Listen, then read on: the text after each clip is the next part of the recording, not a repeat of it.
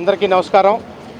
ఈరోజు భారతీయ జనతా పార్టీ రాష్ట్ర పార్టీ ఆదేశం మేరకు ఈ రాష్ట్ర ప్రభుత్వం ప్రజల నడ్డి విరిచే విధంగా విద్యుత్ ఛార్జీలు పెంచడమే కాకుండా ఈ దేశంలో ఈ రాష్ట్రంలో ఉన్నటువంటి ప్రతి ఒక్క వ్యక్తి మీద కూడా భారం వేస్తూ అదేవిధంగా ఒక అసమర్థపు ఒక అనాలోచితమైనటువంటి రాష్ట్ర ప్రభుత్వం యొక్క వైఖరికి నిరసనగా ఈరోజు గుంటూరు పశ్చిమ నియోజకవర్గంలో భారతీయ జనతా పార్టీ ఆధ్వర్యంలో ఇవాళ పెద్ద ఎత్తున ధర్నా కార్యక్రమం ఈ విద్యుత్ సౌదా ఎదురుగా జరుగుతూ ఉంది.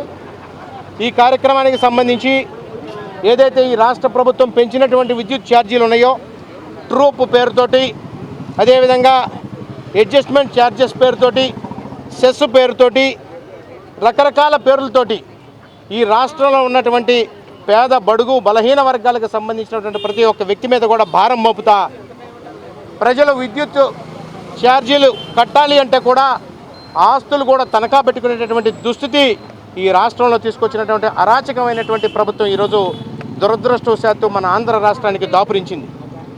అయితే ఏదైతే గ్రామాల్లో కానివ్వండి, పట్టణాల్లో కానివ్వండి, వీళ్ళు వసూలు చేస్తున్నటువంటి విద్యుత్ ఛార్జీలన్నీ కూడా కోల్ మైన్స్కి కట్టకుండా ఏదైతే నిల్వ ఉండవలసినటువంటి బొగ్గు నిల్వలు ఉండాలో ఆ నిల్వలన్నీ కూడా థర్మల్ పవర్ స్టేషన్స్ దగ్గర ఉంచకుండా మహానదికి కానివ్వండి, సింగరేణి కాలరీస్కి కానివ్వండి, వాళ్ళెవరికి కూడా బిల్లులు పే చేయకపోవటం వల్ల ఇవాళ వారు బొగ్గు నిల్వలు కూడా మన రాష్ట్ర ప్రభుత్వానికి పంపించేటటువంటి పరిస్థితి లేకపోవటం వల్ల మనకి ఈ ప్రాంతంలో ఉన్నటువంటి VTPS మన విజయవాడ థర్మల్ పవర్ స్టేషన్ ఏదైతే ఉందో అక్కడి నుంచి సుమారుగా 2400 యూనిట్లు మిలియన్ యూనిట్ల విద్యుత్తు అక్కడ ఉత్పత్తి కావాల్సి వస్తే కేవలం ఇవాళ 1000 మిలియన్ యూనిట్లకి పడిపోయినటువంటి పరిస్థితి.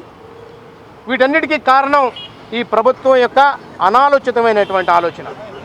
వారు ఏదైతే ప్రణాళిక చేసుకోవాలో ఆ ప్రణాళిక కానీ సమీక్ష చేయడం కానీ ఎక్కడ కూడా జరగనటువంటి పరిస్థితి.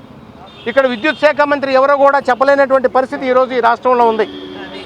ముఖ్యమంత్రి గారు ఏ రోజు కూడా విద్యుత్ ఛార్జీల మీద కానీ ఈ విద్యుత్ అవసరాల మీద కానీ ఎటువంటి ఆలోచన కూడా చేసి సమీక్ష చేసినటువంటి పరిస్థితి మనం ఎక్కడ కూడా చూడలేదు.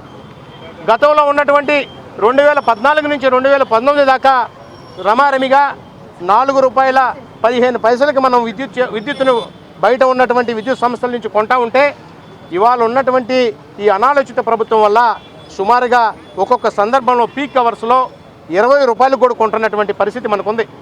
ఏదైతే ₹20కి బయట నుంచి కొంటా ఉన్నామో ఆ విద్యుత్ ఛార్జీలన్నీ కూడా తీసుకొచ్చి పేద ప్రజల మీద వేస్తూ నడ్డి విరిచేటటువంటి పరిస్థితి మన రాష్ట్రంలో చూస్తూ ఉన్నాం. ముఖ్యమంత్రి గారికి ఒకటే చెప్తా ఉన్నాం, ఈ రాష్ట్రంలో ఉన్నటువంటి కార్మికులు, కర్షకులు, ఉద్యోగస్తులు, వ్యాపారస్తులు అందరినీ కూడా దెబ్బకొట్టి ఇక్కడ ఉన్నటువంటి ఉపాధి పోయే విధంగా ఏ విధంగా అయితే ప్రవర్తిస్తూ ఉన్నారో ఇవాళ మీరు చేసినటువంటి అనాలోచిత ఆలోచనల వల్ల వర్షాభావ పరిస్థితుల్లో మీరు ప్లానింగ్ చేసుకోకపోవటం వల్ల కావాల్సినంత విద్యుత్ మనకి ఇక్కడ ప్రొడ్యూస్ చేసేటటువంటి పరిస్థితి కూడా లేదు. మనం ఇండస్ట్రీస్ పరంగానే కనుక చూసినట్లయితే మన ఇండస్ట్రీస్లో గతంలో ఉన్నటువంటి ప్రభుత్వాలన్నీ కూడా కేవలం 6 పైసలకి యూనిట్ ధర ఇస్తూ ఉంటే ఈ ప్రభుత్వం రకరకాల పేర్లతోటి ఇవాళ రూపాయికి యూనిట్ ధరకి ఇస్తూ ఉంది. సుమారుగా ఒక పెద్ద పరిశ్రమ ఏదైనా ఉంది అంటే సుమారుగా 4 లక్షల రూపాయల నుంచి 8 నుంచి 12 లక్షల రూపాయల దాకా మన ఈ గుంటూరు ప్రాంతంలో ఉన్నటువంటి పరిస్థితులు మనం చూస్తూ ఉన్నాం. ఇదంతా కూడా ప్రభుత్వం యొక్క ఒక దుర్మార్గమైన వైఖరి. ఏదైతే పాదయాత్ర చేస్తున్న సందర్భంగా ప్రజలందరికీ కూడా ముద్దులు పెడుతూ ఇవాళ ప్రతి ఒక్క వర్గాన్ని కూడా గుద్దుతూ వెళ్తున్నటువంటి ఈ ప్రభుత్వం గద్దె దిగే వరకు భారతీయ జనతా పార్టీ పోరాడాలని, ఈ విధంగా ఏదైతే ప్రజల యొక్క నడ్డి విరుస్తూ ఉందో ఆ ఛార్జీలన్నీ కూడా తగ్గించాలని చెప్పి తక్షణమే వాటి మీద చర్యలు తీసుకోవాలని చెప్పి ఇవాళ భారతీయ జనతా పార్టీ డిమాండ్ చేస్తూ ఈ గుంటూరు పశ్చిమ నియోజకవర్గంలో ధర్నా కార్యక్రమాన్ని తీసుకెళ్తా ఉందని చెప్పి సందర్భంగా తెలియజేస్తా ఉన్నాం.